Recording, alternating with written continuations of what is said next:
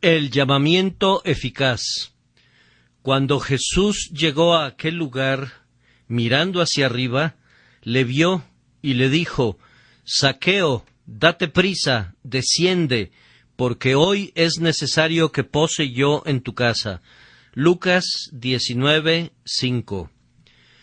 No obstante nuestro firme convencimiento que ustedes, en general, están bien instruidos en las doctrinas del Evangelio eterno, en nuestras conversaciones con jóvenes convertidos nos damos cuenta de cuán absolutamente necesario es repasar nuestras primeras lecciones y afirmar y demostrar repetidamente esas doctrinas que se encuentran en la base de nuestra santa religión.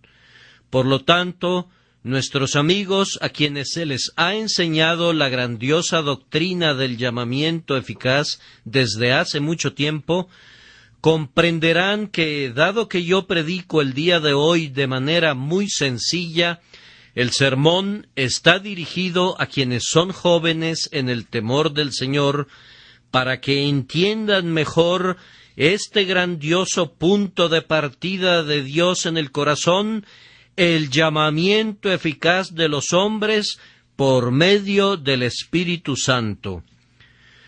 Voy a usar el caso de Zaqueo como una gran ilustración de la doctrina del llamamiento eficaz. Ustedes recordarán la historia. Zaqueo sentía curiosidad de ver al hombre maravilloso Jesucristo, el cual estaba poniendo el mundo al revés y causando una inmensa excitación en las mentes de los hombres. Algunas veces nos parece que la curiosidad no es buena, y afirmamos que es pecado venir a la casa de Dios motivados por la curiosidad. No estoy muy seguro que debamos aventurar una afirmación de esa naturaleza. El motivo no es pecaminoso, aunque ciertamente tampoco es virtuoso. Sin embargo, a menudo se ha comprobado que la curiosidad es uno de los mejores aliados de la gracia. Zaqueo, movido por este motivo, deseaba ver a Cristo, pero dos obstáculos se interponían en el camino. El primero, había una gran muchedumbre de personas y le resultaba imposible acercarse al Salvador. Y el segundo, era tan chaparro de estatura que no tenía la menor esperanza de poder verle por sobre las cabezas de las otras personas. ¿Qué hizo entonces? Él hizo lo mismo que algunos muchachos estaban haciendo, pues los muchachos de esa época eran, sin duda, igual que los muchachos de nuestro tiempo, que se trepaban a las ramas de los árboles para mirar a Jesús cuando pasara. Aunque Zaqueo ya era un hombre mayor, se sube a un árbol y allí se acomoda en medio de los muchachos. Los niños sienten demasiado temor de este viejo publicano severo, temido también por sus propios padres, como para empujarlo al suelo o causarle cualquier tipo de inconveniencia. Mírenlo allí. Con qué ansiedad espía hacia abajo para ver quién es Cristo, pues el Salvador no poseía ninguna distinción pomposa.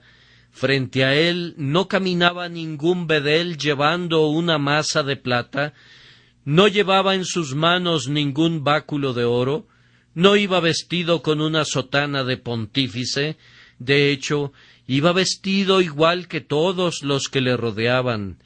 Poseía una túnica igual a la de cualquier campesino común, hecha de una sola pieza de arriba abajo, y Zaqueo tenía dificultad en distinguirlo. Sin embargo, antes de que Zaqueo hubiera visto a Cristo, Cristo había fijado su ojo en Zaqueo, y deteniéndose bajo el árbol, mira hacia arriba y le dice: «Zaqueo, date prisa, desciende, porque hoy es necesario que pose yo en tu casa». Zaqueo desciende rápidamente. Cristo va a su casa. Zaqueo se convierte en seguidor de Cristo y entra en el reino de los cielos. Ahora, en primer lugar, el llamamiento eficaz es una verdad plena de gracia. Ustedes pueden deducir esto del hecho que Zaqueo era el último personaje que podría ser salvo según nosotros. Él pertenecía a una ciudad mala, Jericó, una ciudad que había recibido una maldición, y nadie sospecharía que alguien podría salir de Jericó para ser salvo.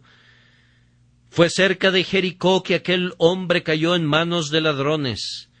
Confiamos que Zaqueo no haya participado en ese asalto, pero hay quienes, además de ser publicanos, pueden ser también ladrones.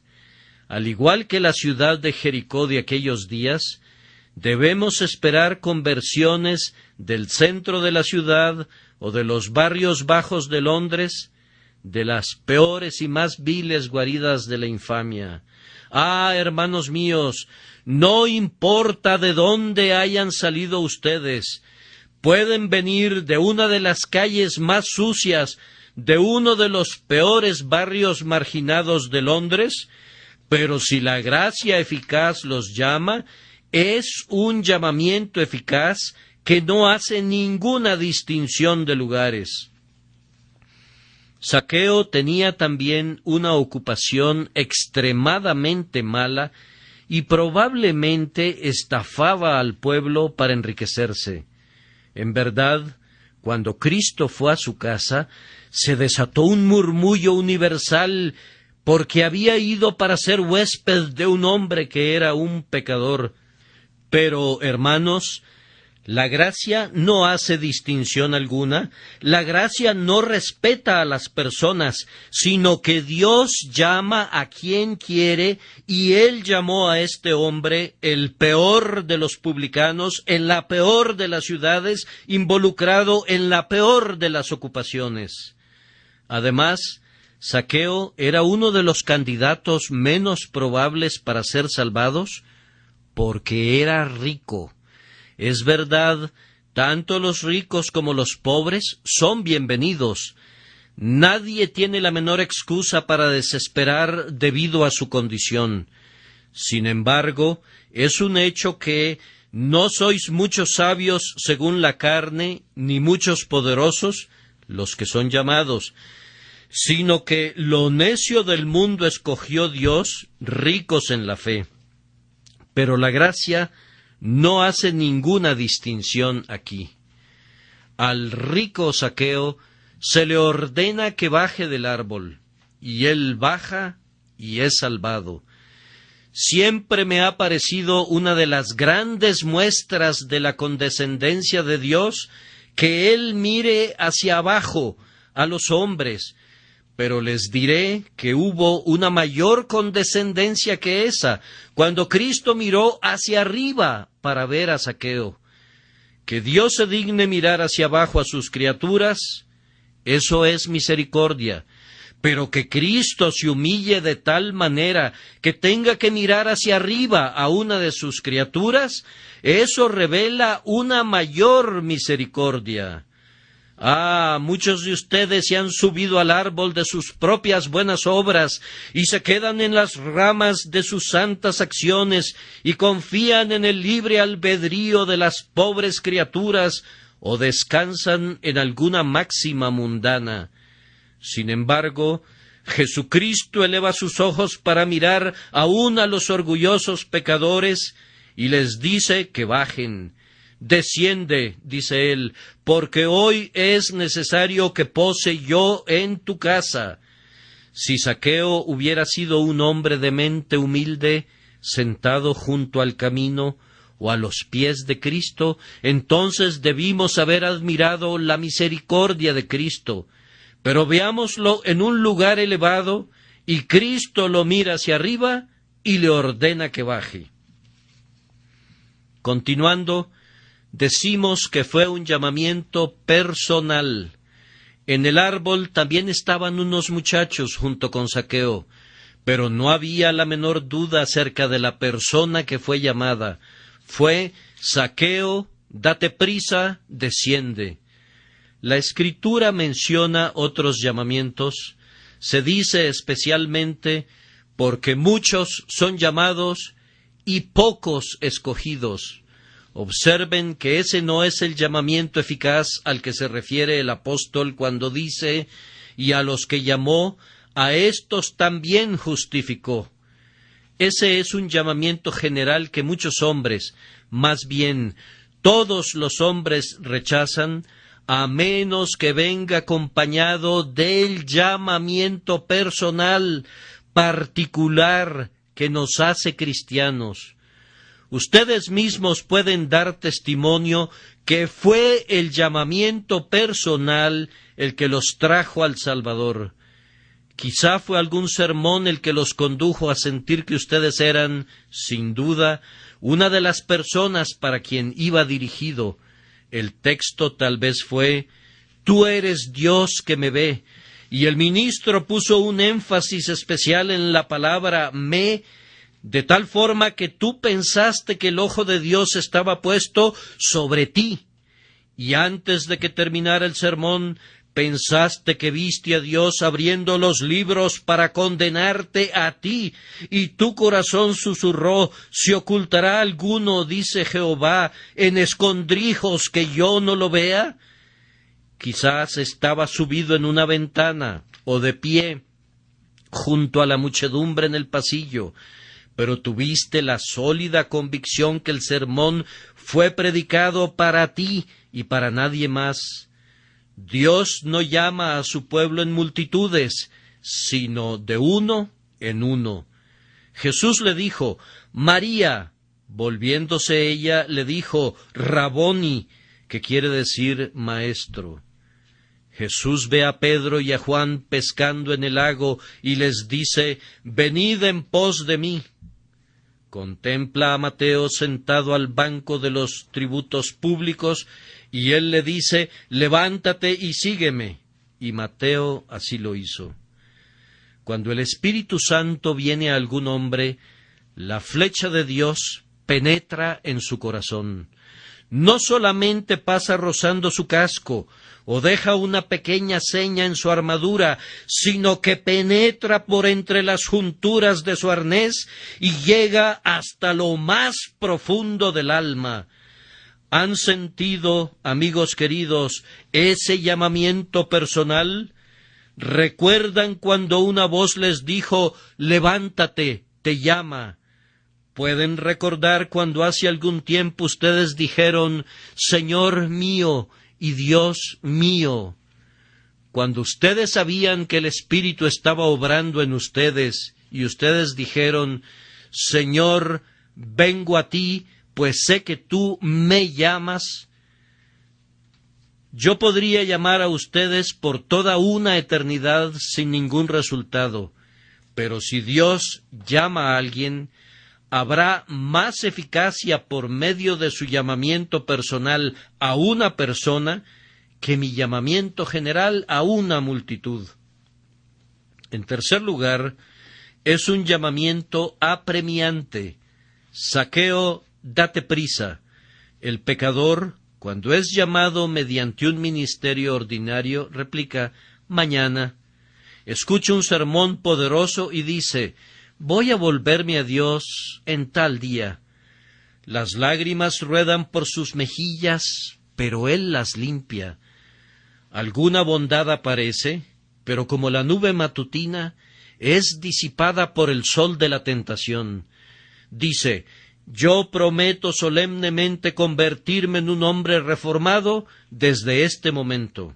Después de gozar una vez más de mi amado pecado, voy a renunciar a mis deseos y voy a decidirme por Dios». Ah, eso es solamente el llamamiento de un ministro y no sirve para nada. Dicen que el camino al infierno está pavimentado con buenas intenciones. Estas buenas intenciones son engendradas por llamamientos generales. El camino a la perdición está lleno de ramas de árboles sobre las que estaban sentados los hombres, pues a menudo las arrancan las ramas de los árboles pero ellos no caen juntamente con las ramas.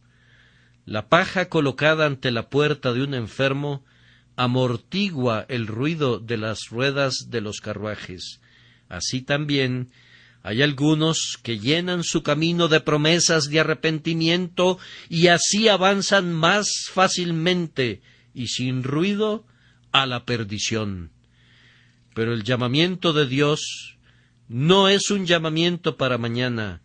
Si oyereis hoy su voz, no endurezcáis vuestros corazones como en la provocación. La gracia de Dios siempre llega con prontitud, y si ustedes son atraídos por Dios, entonces van a correr tras Él y no estarán hablando de esperar. El mañana no está escrito en el almanaque del tiempo. Mañana está escrito en el calendario de Satanás y en ninguna otra parte. El mañana es una roca pintada de blanco por los huesos de los marineros que han naufragado en ella. Es el faro de los destructores que brilla en la costa, atrayendo a los pobres barcos a su destrucción. El mañana es la copa que el necio finge encontrar al pie del arco iris, pero que nadie ha podido encontrar jamás. El mañana es la isla flotante de Loch Lomond que nadie ha visto jamás. El mañana es un sueño. El mañana es un engaño. Mañana, ay, mañana puede ser que abras tus ojos en el infierno, en medio de los tormentos. Aquel reloj dice hoy, tu pulso susurra hoy. Escucho hablar a mi corazón en medio de sus latidos diciendo, hoy, todas las cosas claman, hoy, y el Espíritu Santo se une a todas estas cosas y dice, si oyereis hoy su voz, no endurezcáis vuestros corazones como en la provocación. Pecadores, ¿sienten ahora la necesidad de buscar al Salvador? ¿Están musitando ahora una oración? ¿Están diciendo ahora o nunca? ¿Debo ser salvo ahora? Si es así, entonces espero que sea un llamamiento eficaz, pues Cristo, cuando hace un llamamiento eficaz, dice, Zaqueo, date prisa. Se trata de un llamamiento que humilla. Zaqueo, date prisa, desciende. Muchas veces los ministros han hecho llamamientos al arrepentimiento a los hombres con un llamado que los ha hecho orgullosos, que los ha enaltecido en su propia estima, que los ha conducido a decir, puedo volverme a Dios cuando yo quiera y puedo hacerlo sin la influencia del Espíritu Santo. Han sido llamados a subir y no a bajar. Dios siempre humilla a un pecador. ¿Acaso no puedo yo recordar cuando Dios me dijo que bajara? Uno de los primeros pasos que tuve que dar fue bajar inmediatamente de mis propias obras. Y ¡oh, qué tremenda caída fue esa! Luego descansé sobre mi propia suficiencia y Cristo dijo, desciende. Te he derribado de tus buenas obras y ahora te derribo de tu propia suficiencia. Tuve otra caída y estaba seguro de haber tocado fondo, pero Cristo dijo todavía, desciende, y me hizo bajar aún más. Pero llegué a un punto donde sentí que yo era todavía salvable. Desciende, amigo, desciende todavía más. Y descendí hasta que tuve que soltar todas las ramas del árbol de mis esperanzas, lleno de desesperación, y entonces dije, yo no puedo hacer nada, estoy perdido. Las aguas envolvieron mi cabeza y fui privado de la luz del día y pensé que era un extraño en medio de la nación de Israel. Desciende aún más, amigo, tú eres demasiado orgulloso para ser salvo. Entonces fui abatido más hasta ver mi corrupción, mi maldad, mi suciedad. Desciende, dice Dios, cuando quiere salvar. Ahora, orgullosos pecadores, ser orgullosos no les sirve de nada, ni tampoco quedarse aferrados a los árboles. Cristo les pide que desciendan. Oh tú que moras con el águila en la escarpada roca, tienes que descender de tu elevación. Tú, por medio de la gracia, caerás, o de otra manera, caerás un día bajo la venganza. Él quitó de los tronos a los poderosos y exaltó a los humildes. A continuación, es un llamamiento afectuoso, porque hoy es necesario que pose yo en tu casa. ¿Pueden imaginarse con facilidad cómo cambiaron los rostros de la multitud? Ellos consideraban a Cristo el más santo y el mejor de los hombres y estaban listos para hacerlo rey. Pero él dice, hoy es necesario que pose yo en tu casa. Había un pobre judío que había estado dentro de la casa de Zaqueo. Él había tenido una bronca, como se dice en el lenguaje popular, cuando son llevados ante la justicia, y este hombre recordaba qué tipo de casa era esa de Zaqueo. Él recordaba cómo fue llevado allí, y sus conceptos de esa casa eran parecidos a los que una mosca tendría cerca de un nido de arañas después de haber escapado. Había otro hombre que había sido desposeído de casi todas sus propiedades, y la idea que él tenía acerca de ir a la casa de Zaqueo era como entrar en una cueva de leones. ¿Cómo, decían ellos, este santo varón va a entrar en esa cueva donde nosotros, pobres infelices, hemos sido robados y maltratados? Ya era lo suficientemente malo que Cristo se dirigiera a Zaqueo en el árbol, pero qué tremenda la idea de ir a su casa. Todos ellos murmuraban, diciendo que había entrado a posar con un hombre pecador. Bueno, yo sé lo que pensaban algunos de sus discípulos. Pensaron que era algo muy imprudente, podía perjudicar su reputación y ofender al pueblo además. Pensaron que hubiera podido ir en la noche para ver a este hombre, como Nicodemo, y darle una audiencia cuando nadie lo viera. Pero reconocer públicamente a un hombre así era el acto más imprudente que él pudiera hacer. Pero, ¿por qué hizo Cristo lo que hizo? Porque quería hacer a Zaqueo un llamamiento afectuoso. No voy a ir para quedarme en la entrada de tu casa, o mirar al interior a través de la ventana, sino que voy a entrar en tu casa, esa misma casa donde el llanto de las viudas ha llegado a tus oídos sin que tú lo oyeras. Voy a ir a tu sala donde el lamento de los huérfanos no ha logrado moverte a compasión. Voy a ir allí donde tú, como un león hambriento, has devorado a tu presa. Voy a ir allí donde tú has ennegrecido tu casa y la has vuelto infame. Voy a ir al lugar donde los gritos se han elevado al cielo, arrancados de las bocas de todos aquellos a quienes has oprimido. Voy a entrar a tu casa para bendecirte. Oh, cuánto afecto había en ello. Pobre pecador, mi Señor es un Señor muy afectuoso. Él quiere venir a tu casa. ¿Qué tipo de casa tienes? Una casa que tú has hecho miserable con tus borracheras, una casa que has envilecido con tu impureza, una casa que has deshonrado con tus maldiciones y blasfemias, una casa donde manejas negocios sucios de los que estarías feliz de liberarte. Cristo dice, quiero ir a tu casa. Yo conozco ciertas casas ahora donde Cristo viene cada mañana, que una vez fueron guaridas del pecado. El marido y la mujer que antes discutían y peleaban, doblan sus rodillas unidos en oración.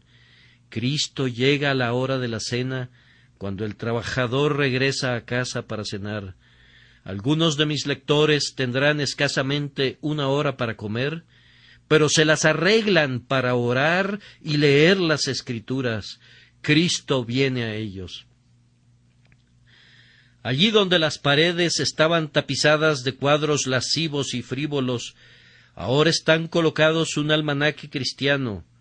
En un cajón de la cómoda hay una Biblia, y aunque la casa tiene solamente una habitación, si un ángel entrara y Dios le preguntara, ¿qué has visto en esa casa?, el ángel respondería, he visto buenos muebles, porque tienen una Biblia allí, libros religiosos en abundancia, los cuadros con inmundicias han sido descolgados y quemados, ya no hay naipes en el armario de ese hombre.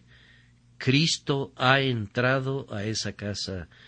¡Oh, qué bendición que podamos tener a nuestro Dios en el hogar, como los romanos tenían a sus falsos dioses! Nuestro Dios es el Dios del hogar. Él viene para habitar con su pueblo. Él ama las tiendas de Jacob. Ahora, pobre pecador harapiento, tú que vives en las guaridas más inmundas de Londres, si me estás oyendo hoy, Jesús te dice a ti, Zaqueo, date prisa, desciende, porque hoy es necesario que pose yo en tu casa. Además, no solamente fue un llamamiento afectuoso, sino que fue también un llamamiento permanente. Hoy es necesario que pose yo en tu casa. Un llamamiento común es más o menos así. Hoy voy a entrar a tu casa por una puerta y salir por la otra. El llamamiento general que da el Evangelio a todos los hombres es un llamamiento que obra sobre ellos durante un tiempo y después desaparece. Pero el llamamiento salvador es un llamamiento permanente. Cuando Cristo habla, no dice, date prisa, Zaqueo, y desciende, pues solo vengo a mirar, sino, es necesario que pose yo en tu casa. Vengo a sentarme para comer y beber contigo. Vengo a compartir los alimentos contigo. Es necesario que pose yo en tu casa. Ah, dice alguien, es difícil decir cuántas veces me he quedado muy impresionado, Señor. A menudo he tenido una serie de solemnes convicciones y pensé que realmente era salvo, pero todo se desvaneció. Al igual que en un sueño, cuando uno se despierta, todo lo que se soñó desaparece, y así sucedió conmigo. Ah, pero tú no te desesperes, pobre alma. ¿Sientes los esfuerzos de la gracia todopoderosa en tu corazón, mandándote que te arrepientas hoy? Si tú lo haces, será un llamamiento permanente. Si Jesús está obrando en tu alma, Él vendrá y se quedará en tu corazón y te consagrará para Él eternamente. Él dice, vendré y moraré contigo para siempre. Vendré y diré, aquí estableceré mi reposo permanente, ya no andaré de arriba para abajo, no seré más ni un invitado ni un extraño, sino el Señor de esta casa. Oh, dices tú, eso es lo que yo necesito. Yo necesito un llamamiento permanente, algo que perdure. Yo no quiero una religión que se destiña, sino una religión de colores perdurables. Pues bien, Cristo hace ese tipo de llamamiento. Sus ministros no pueden hacerlo, pero cuando Cristo habla, Él habla con poder y dice, Zaqueo, date prisa, desciende, porque hoy es necesario que pose yo en tu casa. Sin embargo, hay algo que no debo olvidar, y es que fue un llamamiento necesario. Vamos a leerlo de nuevo. Zaqueo, date prisa, desciende, porque hoy es necesario que pose yo en tu casa. No era algo que podría hacer o no, sino que era un llamamiento necesario. La salvación de un pecador es para Dios un asunto necesario. como el cumplimiento de su pacto que la lluvia no volverá a crear un diluvio en el mundo. La salvación de cada hijo comprado con la sangre es algo necesario por 3 razones. Es necesario porque es el propósito de Dios. Es necesario porque es la compra que ha realizado Cristo. Es necesario porque es la promesa de Dios. Es necesario que los hijos de Dios deban ser salvos. Algunos teólogos opinan que no está bien que se ponga un énfasis en la palabra deban, especialmente en ese pasaje que dice, y le era necesario pasar por Samaria. Bien, dicen ellos, le era necesario pasar por Samaria porque no tenía otra alternativa y por tanto se vio forzado a ir por ese camino. Sí, señores, respondemos nosotros, sin duda, pero podía haber ido por otro camino.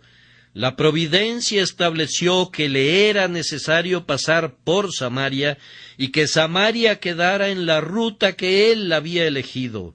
Y le era necesario pasar por Samaria. La providencia guió a los hombres para que edificaran Samaria directamente en el camino, y la gracia movió al Salvador para que fuera en esa dirección. No fue, desciende Zaqueo, porque yo podría posar en tu casa, sino es necesario. El Salvador sintió una fuerte necesidad, una necesidad tan ineludible como la muerte de cada hombre, una necesidad tan rígida como la necesidad que el sol nos alumbre de día y la luna de noche, y una necesidad tan grande como la de que todos los hijos de Dios comprados con sangre deberán ser salvos.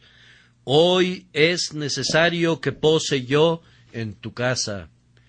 Y, cuando el Señor llega a este punto que debe y que quiere, ¿qué cosa tan grande es esta para el pecador? En otras ocasiones preguntábamos, ¿lo dejaré si quiere entrar? Hay un extraño en la puerta, está tocando ahora, ya ha tocado antes, ¿lo dejaré entrar? Pero ahora hoy es necesario que pose yo en tu casa. No hubo ninguna llamada a la puerta, sino que la puerta se desintegró en pequeños átomos y él entró. Debo hacerlo, quiero hacerlo y lo haré.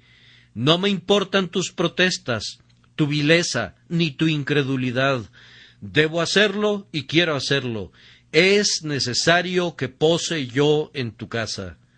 Ah, dice alguien, yo no creo que Dios me lleve a creer como crees tú, o a hacerme cristiano alguna vez. Ah, pero si solo dice, hoy es necesario que pose yo en tu casa, no podrás presentar ninguna resistencia. Algunos de ustedes despreciarían la sola idea de convertirse en religiosos hipócritas. ¿Cómo, Señor? ¿Acaso usted supone que yo pueda convertirme en uno de sus correligionarios? No, amigo mío, no lo supongo. Lo sé con toda certeza. Si Dios dice, debo hacerlo, no podrá haber ninguna oposición. Cuando Él diga, debo, así se hará. Les voy a contar una anécdota para demostrarles esto. Un padre estaba a punto de enviar a su hijo a la universidad, pero como conocía la influencia a la que estaría expuesto, tenía una profunda y ansiosa preocupación por el bienestar espiritual y eterno de su hijo favorito. Temiendo que los principios de la fe cristiana que el padre se había esforzado por inculcar en la mente de su hijo fueran rudamente atacados, pero también confiando en la eficacia de esa palabra que es viva y poderosa, le compró, sin que el hijo supiera, un elegante volumen de la Biblia y la colocó en el fondo de su baúl. El joven comenzó su carrera universitaria. Las bases de una piadosa educación pronto fueron socavadas y el joven pasó de la especulación a las dudas y de las dudas pasó a negar la realidad de la religión. después de convertirse, en su propia estimación, en más sabio que su padre, descubrió un día con gran sorpresa e indignación, mientras escarbaba en su baúl, el depósito sagrado. Lo sacó, y mientras deliberaba acerca de qué haría con el libro, determinó que lo usaría como papel de desecho con el que limpiaría su rastrillo al afeitarse. De acuerdo con esto, cada vez que iba a rasurarse, arrancaba una página o dos del santo libro y las usaba hasta que casi medio libro ya había sido destruido. Pero mientras llevaba a cabo este ultraje en contra del sagrado libro, se fijaba en algún texto, de vez en cuando, que penetraba como la aguda punta de una flecha en su corazón. Al cabo de un tiempo, escuchó un sermón que le reveló su propio carácter y cómo se encontraba bajo la ira de Dios, y se grabó en su mente la impresión que él había recibido de la última página arrancada al bendito, aunque insultado, volumen. Si hubiera tenido mundos a su disposición, los habría dado todos gustosamente, si eso le hubiera servido para deshacer lo que había hecho. Finalmente encontró el perdón a los pies de la cruz. Las hojas que había arrancado al volumen sagrado trajeron salvación a su alma, pues esas hojas lo habían guiado a descansar en la misericordia de Dios, que es suficiente para el primero de los pecadores. Les digo que no hay un réprobo caminando por las calles y contaminando el aire con sus blasfemias, no hay ninguna criatura tan depravada como para estar muy cerca de ser tan mala como el propio Satanás, si es hijo de vida, que no pueda ser alcanzado por la misericordia. Y si Dios dice: hoy es necesario que pose yo en tu casa, entonces ciertamente lo hará. ¿Escuchas tú, querido lector, justo en este momento, algo en tu mente que parece decirte que te has resistido al Evangelio durante mucho tiempo, pero que hoy ya no puedes resistirte más? Sé que sientes que una mano muy fuerte se ha aferrado a ti y oyes una voz que dice: pecador, es necesario que pose yo en tu casa. A menudo me has despreciado, a menudo te has reído de mí, a menudo has escupido al rostro de misericordia, a menudo has blasfemado mi nombre, pero pecador, debo posar en tu casa. Ayer diste un portazo en la cara del misionero y quemaste el libro que te dio. Te reíste del ministro, has maldecido la casa de Dios, has profanado el día domingo.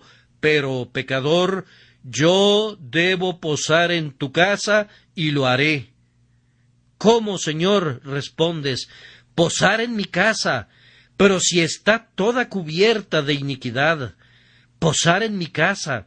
¿No te sorprende esto, pobre pecador tembloroso, tú que pensabas que el día de la misericordia ya había pasado y que la campana de la destrucción ya había tañido en los funerales de tu muerte? Oh, ¿no te sorprende esto, que Cristo no sólo te está pidiendo que vengas a Él, sino que Él mismo se ha invitado a tu mesa, y más aún, cuando tú quisieras rechazarlo, amablemente dice: es necesario, tengo que entrar? Piensa solamente en Cristo, caminando tras un pecador, clamando tras él, rogándole al pecador que le permita salvarlo. Y eso es exactamente lo que hace Jesús con sus elegidos. El pecador huye de él, pero la gracia inmerecida lo persigue, diciendo: pecador, ven a Cristo.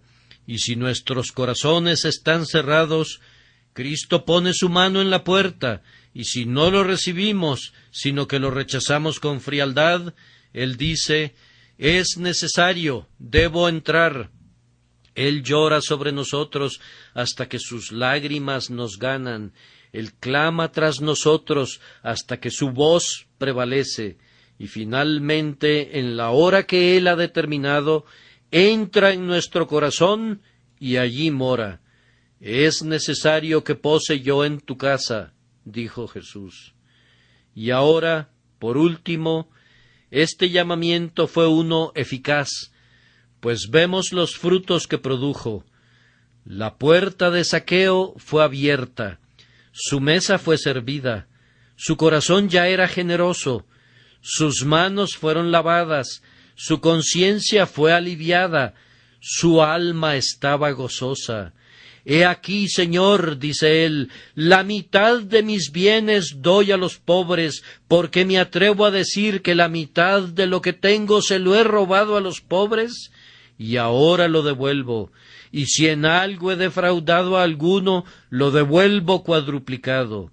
Y Zaqueo se despoja de otra parte de sus bienes. Ah, Zaqueo, tú te irás a la cama esta noche siendo muchísimo más pobre de como te levantaste esta mañana, pero también infinitamente más rico. Pobre, muy pobre, en bienes de este mundo, comparado a lo que tenías cuando te subiste a ese sicómoro, pero más rico, infinitamente más rico, en tesoros celestiales. Pecador, en esto sabremos si Dios te llama. Si Él llama, será un llamamiento eficaz, no un llamamiento que tú escuchas y que luego olvidas, sino que es un llamamiento que produce buenas obras. Si Dios te ha llamado hoy, caerá al suelo tu copa de borracho y se elevarán tus oraciones. Si Dios te ha llamado el día de hoy, todas las cortinas de tu tienda estarán corridas y pondrás un letrero que diga: esta casa está cerrada los domingos y nunca volverá a estar abierta en día domingo. Mañana habrá tales o cuales diversiones mundanas, pero si Dios te ha llamado, no irás. Y si has robado a alguien, ¿y quién sabe si no hay un ladrón entre mis oyentes? Si Dios te llama, restituirás lo robado, lo abandonarás todo para poder seguir a Dios con todo tu corazón. No creemos que un hombre se haya convertido a menos que renuncie a los errores de sus caminos, a menos que, de manera práctica, llegue al conocimiento que el propio Cristo es Señor de su conciencia y que su ley es su delicia. Zaqueo, date prisa, desciende, porque hoy es necesario que pose yo en tu casa. Y Zaqueo descendió a prisa y lo recibió lleno de gozo. Entonces Zaqueo, puesto en pie, dijo al Señor: He aquí, Señor, la mitad de mis bienes doy a los pobres, y si en algo he defraudado a alguno, se lo devuelvo cuadruplicado. Jesús le dijo: Hoy ha venido la salvación a esta casa, por cuanto él también es hijo de Abraham, porque el Hijo del Hombre vino a buscar y a salvar lo que se había perdido. Ahora, una o dos lecciones. Una lección para el orgulloso. Desciendan, corazones orgullosos, desciendan. La misericordia corre en los valles, pero no sube a los picos de las montañas. Desciendan, desciendan, espíritus altivos, porque derribó a los que moraban en lugar sublime, humilló a la ciudad exaltada, la humilló hasta la tierra, la derribó hasta el polvo, y luego la construye otra vez. Además, una lección para ti, pobre alma desesperada. Me da gusto verte en la casa de Dios el día de hoy. Es una buena señal. No me importa para qué viniste. Oíste que hay un tipo extraño que predica aquí, tal vez. No te preocupes por eso. Tú eres tan extraño como él. Es necesario que haya hombres extraños para que puedan reunir a otros hombres extraños. Ahora yo tengo una muchedumbre de personas congregadas aquí, y si me permiten usar una figura de lenguaje, Yo podría compararlos a un gran montón de cenizas entremezcladas con limaduras de acero. Pero si mi sermón tiene el apoyo de la gracia divina, servirá como un tipo de imán. No atraerá a las cenizas, ellas se quedarán donde están, pero tendrá la capacidad de atraer a las limaduras de acero. Tengo allí a un Zaqueo, allá arriba está una María, y a un Juan allá abajo, a Sara, o a Guillermo, o a Tomás. Allí están los elegidos de Dios, las limaduras de acero en medio de la congregación de cenizas, y mi evangelio, el evangelio del Dios bendito, como un grandioso imán, los extrae de las cenizas. Allí vienen. ¿Por qué? Porque existió un poder magnético entre el evangelio y sus corazones. Ah, pobre pecador, ven a Jesús, cree en su amor, confía en su misericordia. Si tú tienes el deseo de venir, si te estás abriendo paso entre las cenizas para ir a Cristo, entonces es porque Cristo te está llamando. Oh, todos ustedes que se reconocen pecadores, hombre, mujer o niño, sí, ustedes pequeñitos, porque Dios me ha dado a muchos de ustedes para que sean mi recompensa. ¿Se sienten ustedes pecadores? Entonces crean en Jesús y serán salvos. Tú has venido aquí por pura curiosidad, muchos de ustedes. Oh, que ustedes sean encontrados y salvados. Me preocupo por ustedes para que no se hundan en el fuego del infierno.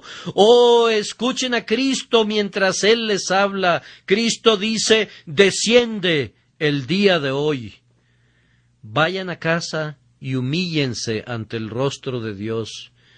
Vayan y confiesen sus iniquidades con las que han pecado contra Él. Vayan a casa y díganle a Él que están en la miseria y en la ruina, sin su gracia soberana. Y luego mírenlo a Él, pues tengan la certeza que Él los miró primero a ustedes. Tú puedes decir, oh Señor, yo quiero verdaderamente ser salvo, pero me temo que Él no quiere salvarme. Alto ahí, ya basta. ¿Sabes que eso es casi una blasfemia? Casi. Si no fueras un ignorante, yo te diría que es una blasfemia parcial. No puedes mirar a Cristo antes de que Él te haya mirado a ti. Si quieres ser salvado, es porque Él puso en ti ese deseo. Cree en el Señor Jesucristo y recibe el bautismo, y tú serás salvo. Confío que el Espíritu Santo te está llamando. Joven que estás allá, tú también que estás junto a la ventana, date prisa, desciende. Anciano que estás sentado en esta banca, desciende. Comerciante que estás en aquel pasillo, date prisa. Dama y jovencita que no conocen a Cristo, oh, que Él las mire a ustedes. Abuela anciana, escucha este llamamiento de gracia inmerecida, y tú, jovencito, Cristo puede estar mirándote a ti. Confío que así sea, y que te está diciendo, date prisa, desciende, porque hoy es necesario que pose yo en tu casa.